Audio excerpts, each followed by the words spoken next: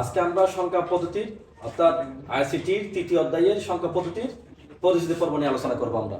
অর্থাৎ আইসিটির মধ্যে 6টা অধ্যায় রয়েছে, তার মধ্যে আমরা তৃতীয় অধ্যায় একটা সংখ্যা পদ্ধতি এবং নাম্বারিং সিস্টেম আছে, ডিজিটাল ডিভাইস নাম্বারিং সিস্টেম সংখ্যা পদ্ধতি, ওটা নিয়ে মূলত 2টা পার্ট রয়েছে তৃতীয় অধ্যায়ের মধ্যে।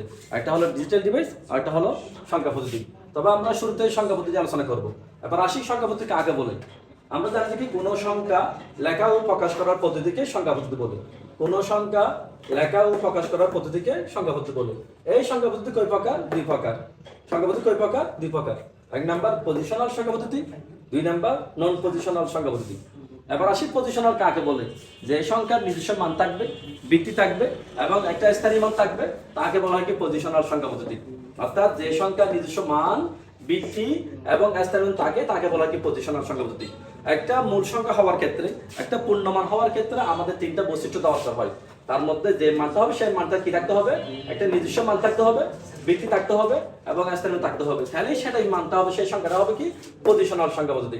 এবার আসি পজিশনাল সংখ্যা পদ্ধতি মূলত 4 প্রকার। পজিশনাল সংখ্যা পদ্ধতি কয় প্রকার? 4 প্রকার। প্রথমত 1 নাম্বার কি বাইনারি, 2 নাম্বার অক্টাল, 3 নাম্বার দশমিক, যার অপর নাম হলো ডেসিমাল, 4 নাম্বার হলো হেক্সাডেসিমাল।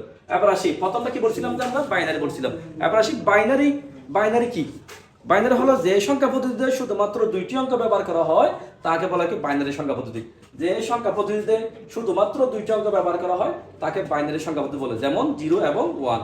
এবং এটি হলো একমাত্র মেশিন ভাষা, যেটার মাধ্যমে কম্পিউটার যাবতীয় কার্যাবলীগুলো, বিশাল বিশাল গাণিতিক সমস্যাগুলো সমাধান করে থাকে শুধুমাত্র কার সমন্বয়ে? বাইনারি সমন্বয়ে। এরপর আসি 2 নম্বর কি বলছিলাম? অক্টাল। অক্টাল কাকে বলে?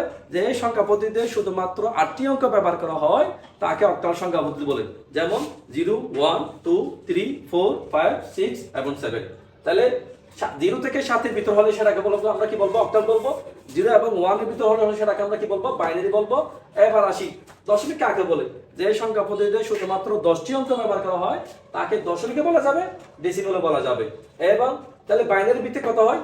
বাইনারি অঙ্ক যেহেতু 2টি, সুতরাং বাইনারি আমরা কি বলবো? বাইনারি ভিত্তি কত হবে? বাইনারি ভিত্তি বলো, বাইনারি বেস বলো, কত হবে? 2 হবে। অক্টালের মধ্যে কয়টি বলছিলাম? 0 থেকে 7 বলছিলাম। তাহলে অক্টালের ভিত্তি কত হবে? 0 থেকে 7 ভিত্তি হলে তাহলে কত হয়? অক্টাল মানে 8 হবে। অক্টাল ভিত্তি কত হবে? 8। এরপর দশমিক বা ডেসিমেল বলা যাবে, দশমিকে বলা যাবে, তার ভিত্তি হবে কত? 10। যেহেতু এখানে অঙ্ক কয়টি? 10টি। কি থেকে কি পর্যন্ত? 0 থেকে 9 পর্যন্ত।